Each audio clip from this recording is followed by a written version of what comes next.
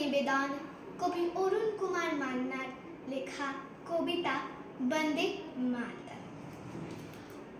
ওই ছেলেটা হাতে পতাকা নিয়ে ছুটছে, কে চেনো?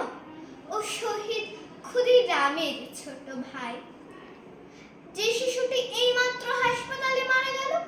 ওর নাকি রক্তের প্রয়োজন ছিল অনেকটা।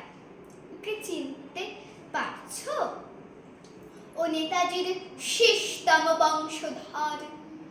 ওই দেখো ফুটপাথে গুলির লড়াই চলছে, মুখ দিয়ে এক ঝলক রক্ত তুলে পথে শুয়ে পড়ল নাম না জানা এক শিশু। ওকে চিনতে পারছো? ও মহাত্মা গান্ধীর জীবিত আত্মা।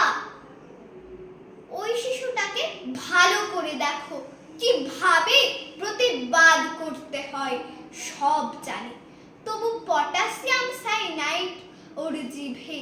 কেউ ওর শরীর স্পর্শ করবে না কোনোদিন। কি চিনতে পারলে? বিনয় বাদল দীনেশকে মনে আছে?